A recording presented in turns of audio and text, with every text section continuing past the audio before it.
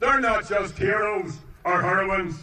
They are our friends, our comrades, our neighbours, our family members. Like the men and women of 19 and 16, they knew the dangers they faced. They knew the military capacity of the British state and the subservience of sections of the Irish political establishment and the media. But they were determined to bring about change, to end centuries of British government involvement in Ireland and to construct a republic. That goal is yet to be achieved. Ireland is still partitioned.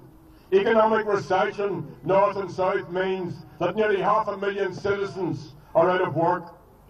And the Irish government, as we saw again this week, continues to bail out its friends and cronies in the banking system and the golden circle of property developers and speculators. NAMA gets precedence over citizens while our public services are slashed and poverty and emigration increases. There is no more urgent time than this to promote our Republican politics. To mention the Fihes Shea Conti Faragach, Tegan White Shin, Tangwijina Farajak Fosta, Morris Party Mijina, a will Lontaha, a mask Nadini, a mask and Fubble, or Fud and Shira Shaw. Friends, there's no better time to be demanding that citizens have the right to a home, to a safe environment, to good quality education and health care, and to a job. There's no better time than this to campaign for a real republic, to campaign for a united Ireland. And here in Belfast, republicanism and this generation of Irish Republicans is stronger, more experienced, and better supported than at any time in the history of our city. And Irish reunification and Republican politics have never been more clearly in demand to advance and defend citizens' rights. I believe that when I joined the Republican struggle in the 1960s. I believe it today. Over 40 years ago, in the summer of 1969, progressive citizens of Belfast made a stand against the Orange State and in support of the beleaguered people of Derry. And I was there. I was also in Ballymurphy in 1970 when citizens there engaged in one of the first acts of mass resistance since partition. And in all of that time since then, many ordinary people made extraordinary sacrifices and displayed great courage in pursuit of freedom and justice and Irish unity. And I am very, very proud to have been part of all of that.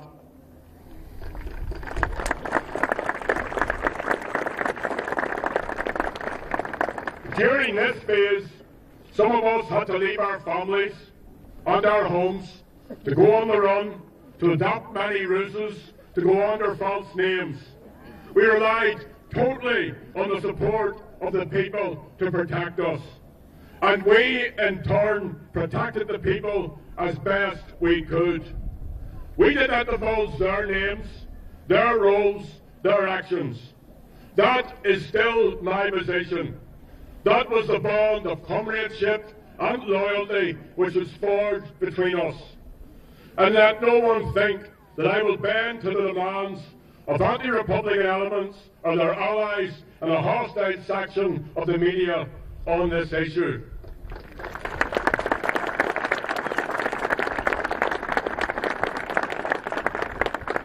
I am also very conscious of the human cost of the war and of the great hurt inflicted by Republicans. I have acknowledged this many times and acknowledged my regret many times, and I do so at this Oichnifa, this holy spot today. There are victims and citizens who want to know the truth about what happened to loved ones during the conflict. That is their right. I cannot demand, and we cannot demand, truth for victims of British terrorism, collusion, or unionist terror without supporting the same right for victims of Republican actions. And that is why, friends, Sinn Féin supports the establishment of an effective, independent and international truth recovery process. And I certainly would be prepared to be part of such a process, and I would encourage others to participate. I'm glad the war is over. Any post-conflict phase, any transition is bound to be difficult for all survivors, for victims, for former combatants. The war should never be glamorised or repeated, but neither should the Republican involvement in it, the Army's involvement, the involvement of our patriot dead, be permitted by us to be criminalised or retrospectively delegitimatised. This is bigger than me. This is about us as a Republican community, especially in this city of Belfast. This is about our integrity and the just nature of our cause. That is why the Irish Republican Army, Óglaigh na hÉireann, was known as the People's Army. I am proud of that army and of my association with it.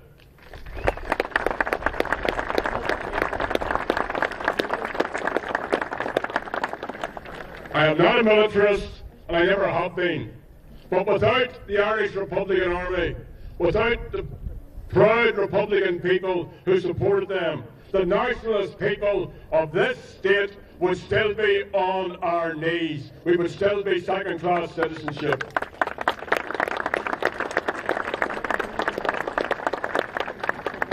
So bear in mind that this relentless campaign against me is not really about me at all. It's yet another attempt to defeat our struggle.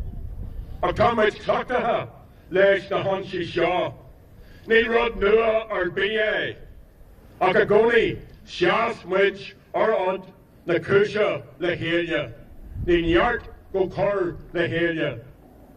Remember, those of us of my generation and younger, that during the war, the might of British militarism, of all of its machinations, of its prison camps and prison ships, and its unionist allies in the death squads and in the coercive political system. None of that could defeat the Republican people of this city. The millions spent by the NIO on black propaganda, on lies, on smears, on disinformation, and the efforts to criminalise our struggle all failed. Republicans stayed focused and strong and united. We stuck with our Republican principles. We persevered, we strategised, we planned, and we were active. And the People's Army, the Irish Republican Army, was an undefeated army when it took brave decisions to support the Sinn Féin peace strategy and to create the present opportunities for a new future. This society, the citizens of this island, especially in the north, would not be in this new place but for the dedication and determination and sacrifice of Republicans. So this campaign against us by the Irish News, the Sunday Times, the Tribune and others is not new. They did it in the 70s, they did it during the hunger strikes, they did it when I first stood with others for election, and in every election since then. They did it during the battle of the funerals. They did it when I was involved in talks with John Hume, and they've done it constantly throughout the negotiations and the peace process.